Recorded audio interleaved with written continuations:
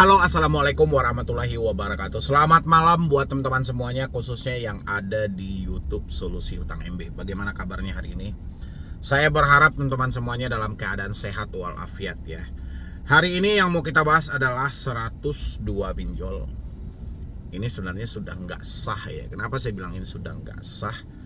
Karena ini seperti konfirmasi dari OJK pun, pinjol adalah suatu bisnis yang hebat tanpa OJK memikirkan bagaimana dampak buruknya atau dampak kedepannya nanti nasib dari para masyarakat Indonesia, terutama yang kekurangan atau tidak mengetahui bagaimana seluk-beluk dari pinjaman online ya. Ditambah beberapa kasus yang selalu viral belakangan ini, itu selalu terjadi karena teroran dan intimidasi dari OJK. Bahkan yang terbaru, mungkin teman-teman sudah nggak heran ya dengan adanya yang mengakhiri hidup yang suami istri di daerah Banyuwangi. Itu kan juga miris gitu loh. Anda nengok nggak ada berita yang disampaikan OJK, mungkin saya juga bahas beberapa hari yang lalu, bahwasanya OJK bilangin bisnis pinjol buat kedepannya ini berdampak sangat bagus, potensinya sangat bagus katanya. Makanya saya selalu menyampaikan, ini OJK ini sebenarnya tidak tahu fakta yang terjadi di lapangan itu seperti apa, atau dia malah menutup mata ya, sehingga mereka hanya mengkaji. Sudah cukup banyaklah penyaluran dari pinjol, bahkan di DKI aja orang yang terjebak pinjol sampai 2,3 juta ya, dengan nominalnya mencapai belasan triliun. OJK menjadi ini adalah suatu kebanggaan gitu loh ya.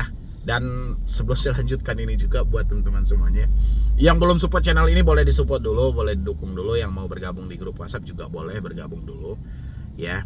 Karena dengan Anda bergabung di grup WhatsApp, insya Allah itu bisa mengatasi supaya tidak terjadi indikasi ataupun Anda berniat untuk mengakhiri hidup ya, karena itu bukan solusi yang tepat juga. Sebelum kita melanjutkan membahas video ini,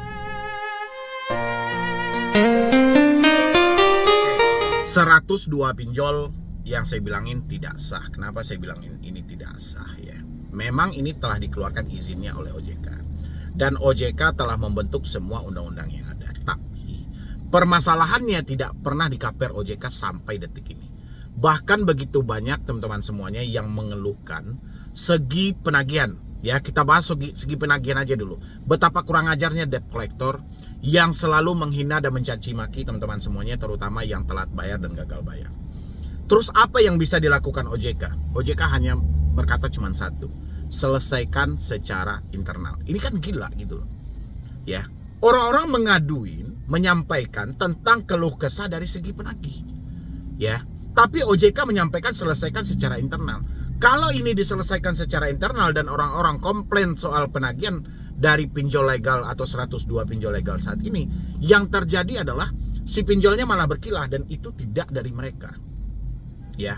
Makanya yang diharapkan, tujuan kita melapor ke OJK ini adalah supaya kasus ini kan dijembatani, dan OJK bisa membuka hal itu, dan OJK bisa melakukan penyelidikan hal itu, bukan malah kita disuruh untuk menegosiasi secara internal ya. Makanya kemarin saya juga sampaikan sama Anda, OJK ini mulai ngawur. Kenapa saya ngawur? Contoh kayak kita membawa suatu kendaraan ke bengkel dengan tujuan kita dari rumah adalah mau ganti oli, tapi yang dicek sampai di bengkelnya adalah angin ban. Kira-kira nyambung atau tidak?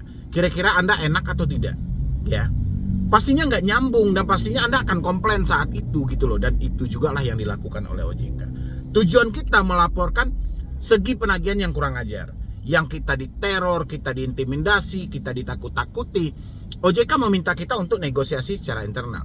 Kalau sudah dinegosiasi secara internal ya, yang ada si pinjol tidak akan mau mengakui bahwa debt collector yang mencaci maki itu bukan dari mereka ya.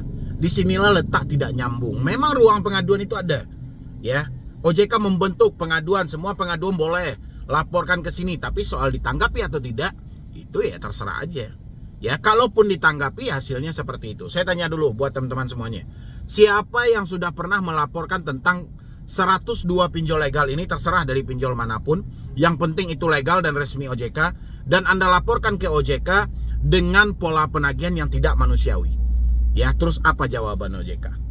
Apakah OJK meminta coba negosiasi secara internal, minta pengurangan, minta restrukturisasi atau apa gitu loh yang dijelaskan OJK. Yang Anda laporkan itu apa? Karena tembusan itu ada banyak masuk ke saya. Dia melapor ke OJK dan laporan itu juga dikirim ke saya. Ya, dia melaporkan tentang tindak kejahatan dari aksi debt collector yang selalu mencaci maki dan menghina. Ya. Tapi yang dijawab OJK selalu menjawab, mungkin itu entah jawaban otomatis atau gimana, saya juga nggak tahu. Yang jelas OJK menjawab itu dengan meminta itu diselesaikan secara internal saja. Ya, ini kan lucu gitu. Lain hal kalau yang ditanyakan orang itu, ini saya dibebankan dengan bunga yang berat, saya dibebankan dengan denda yang banyak, dan OJK menyampaikan selesaikan secara internal, itu masih oke. Ya, OJK menyuruh kita untuk negosiasi dengan pihak pinjolnya, itu masih nyambung. Tapi yang dilaporkan soal aksi penagihan, penyebaran data, DC datang ke rumah dengan membentak, mencaci maki, tapi OJK minta jawabannya juga sama, selesaikan secara internal. Ini kan nggak masuk di akal. Ya, makanya saya sangat salut dengan kasus IPB kemarin. Siapa yang sudah tahu dengan kasus IPB?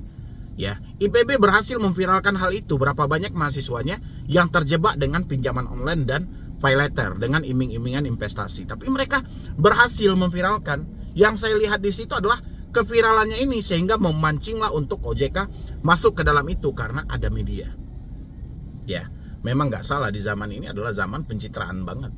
Habis itu kita balik lagi ke 102 pinjol legal. Kenapa saya bilangin ini tidak sah? Karena memang ini tidak ada tindak lanjut dari OJK, walaupun yang mengeluarkan izin dari pinjol resmi ini adalah OJK sendiri. Tapi memang tidak ada solusi.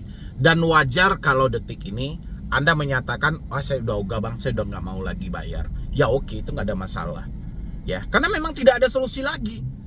Kita mengeluh kesahkan, ya, bukan soal dendanya lagi, bukan soal bunganya lagi, tapi soal aksi penagihan yang selalu bernuansa ancaman. Sehingga berdampaklah kepada aksi-aksi yang nekat mengakhiri hidup, nekat minum racun, loncat dari gedung. Ini adalah dampak dari teroran, intimidasi yang dilakukan terus-terusan oleh debt collector. Dan hal inilah yang tidak tercover oleh OJK. Makanya saya meminta sama Bapak Presiden. Ya, kemarin itu saya meminta sama Bapak Presiden dan saya jelaskan kalau bisa ini harus ada campur tangan dari pemerintah. Ataupun siapa yang mau ditunjuk Bapak Presiden yang berwenang dalam mengatasi 102 pinjol saat ini, sebelum penambahan pinjol ilegal menjadi legal, ini perlu diatasi dulu. Harus ada campur tangan dari pemerintah. Kalau hanya mengandalkan OJK, percaya kasus mengakhiri hidup dan kasus bunuh diri ini akan makin banyak lagi. Ya, karena memang tidak ada solusi. Sesuai dengan arahan OJK, sesuai juga dengan cerita yang disampaikan OJK dalam media online, bahwasannya potensi bisnis pinjol ini adalah peluang yang bagus. Ya wajar, karena tujuan mereka sudah meleset. Tujuan mereka adalah memperkaya investor, bukan lagi membantu masyarakat atau penyaluran UMKM yang benar-benar bermanfaat. Nggak ada lagi. Ya, makanya saya berharap itu buat Bapak Presiden, mungkin di penghujung jabatan dia ya, karena tahun besok itu sudah ganti presiden ya, mungkin melakukan tindakan yang memang seharusnya melirik untuk ke korban pinjol ini. Karena perusakan ekonomi pun ini besar-besaran terjadi dari pinjol. Ya, karena memang kehancuran ekonomi itu dihancurkan oleh pinjol sendiri. Orang bekerja 1 bulan duitnya habis hanya untuk pinjol. Ya, dia gadein aset dan segala macam, habisnya buat pinjol. Hutang dia tidak pernah selesai. Ya wajar yang miskin makin miskin, yang kaya pun akan ikut miskin kalau nyemplung ke dunia pinjaman online. Dan mekanisme inilah yang harus diperbaiki. Ya, dan teman-teman yang terjebak di 102 pinjol legal, saya juga berharap kalau memang Anda sudah tidak mampu, memang sudah tidak sanggup, dan Anda dihadapkan dengan teroran debt collector, saya rasa yang perlu Anda atasi adalah memutus komunikasi Anda dengan para penagih hutang. Kalau Anda tidak putus komunikasi Anda dengan para penagih hutang, ini akan berdampak buruk kepada hidup Anda buat ke depannya. Bisa jadi Anda singkat pemikiran atau mentok pemikiran sehingga nekat mengakhiri hidup. Ini Anda harus batasi supaya tidak terjadi hal-hal yang tidak diinginkan. Satu-satunya resiko gagal bayar pinjol itu saya selalu sering banget menyampaikan sama Anda adalah BI checking. Tapi resiko kepanikan dan ketakutan dalam diri Anda bisa berdampak Anda kehilangan nyawa secara sia-sia. Ini tolong Anda kondisikan, dan jangan sampai Anda kehilangan nyawa Anda atau berpikiran singkat di tengah situasi telat bayar dan gagal bayar ini. Soal DC datang ke rumah nggak ada masalah, soal Anda tidak mampu bayar, tidak sanggup bayar, itu nggak ada masalah. Yang penting Anda kondisikan pemikiran Anda dan putus komunikasi Anda dengan debt collector sesegera mungkin. Ya, yang jelas di 102 pinjol legal saat ini, dimanapun Anda telat bayar, dimanapun gagal bayar, kalau memang sudah tidak mampu, putus komunikasi Anda secepat mungkin. Habis itu kondisikan diri Anda dan tetap beraktivitas seperti biasanya. Pulihkan hidup Anda, jangan terlebih rasa takut sehingga merugikan diri Anda sendiri. Anda tidak berusaha, tidak bekerja lagi, yang ada hidup Anda makin hancur. Ya, jadi sekian dulu dari saya, Medi Broni. Wassalam.